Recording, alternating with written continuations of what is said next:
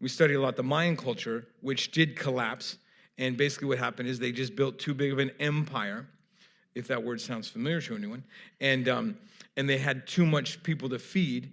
And basically they ran out of resources and ground to grow the corn and wheat, and the power structure was too strong that the entire civilization essentially collapsed.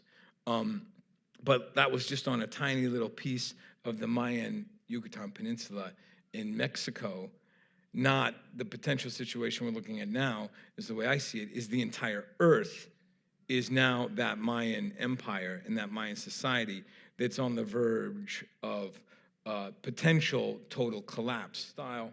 And then we did another one called Capsule 33 in 2011, where we were trying to come up with the active solutions during the presentation of work. So this piece actually was run off power from the audience. So we found these South African power generators that the audience could pump and generate electricity on 12 volt to plug in to run the lights inside of that little capsule.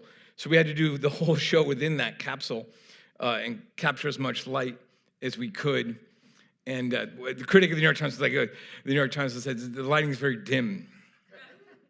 Anyway, and this was a guy was in the capsule, the Naga King Capsule Tower in Tokyo, which was this recyclable building. The idea was on a core, you would put these pod apartments and bolt them on. And then, every 10 or 15, 20 years, you would just take the pod off and put on a new one, which they never did. So it's still the original pods from the 70s, and they're kind of all run down and mucky. But the idea was really, really cool. So this guy was a Serbian refugee from the war living in the capsule on the eve of its destruction, and he didn't want to leave, so he was going to go down with the building.